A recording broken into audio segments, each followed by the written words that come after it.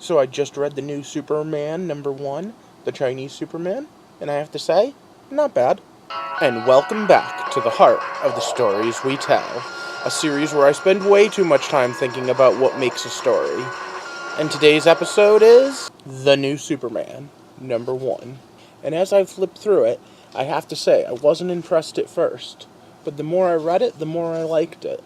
And you know who it actually reminds me of? Not so much as a new Superman, but a new Spider-Man. Or maybe a new Booster Gold. And you all know that's my favorite comic book character.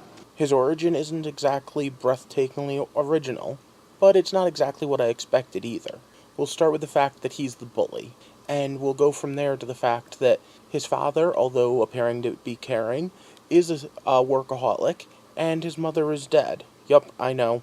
Dead parent. That's like one right off the checklist, right?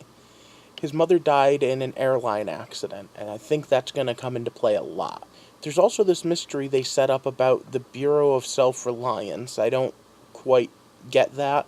I wonder if that's just something that you'd have to know more about Chinese culture to understand, or if it's something made up, or even if it's something from a comic I missed. Right off the bat, I was hopeful that we were going to get something a little different, and we did.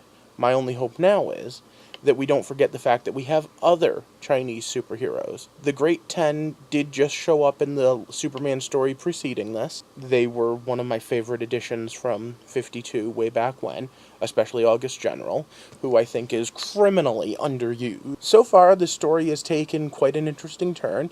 He's an empowered metahuman. He has, at least so far, what looks to be Superman's powers, but he's not Superman. It's an interesting take and a twist on the story, and those of you that have been following know I love twists on stories. Now, that's not to say there's not some very familiar retreads here. The potential girlfriend, it might as well be named Lois Lane, but we're going to wait and see on that. In the meantime, the only thing that has me worried is the last page, which, one last spoiler warning for, literally, the last page is the Chinese Batman and Chinese Wonder Woman.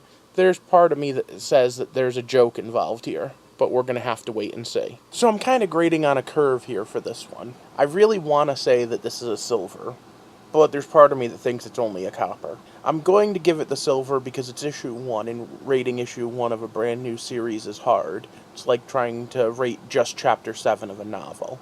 All in all, there's a lot of promise and potential here, and the writer seems to really have a good feel. So I'm hoping that it's going to come through. 2 weeks from now, we're going to see issue 2, and as far as I'm concerned, that's where we're really going to have to make our decisions, with issues 2 and 3 of this series, to see if the potential is being lived up to or not. For now, I'm at least interested in seeing what this new Superman can do. So thank you for joining me here on this comic book review. Until next time, I hope that you stay with us and give me an upvote and subscribe if this is the first time you're seeing me, as we take a walk through the heart of the stories we tell.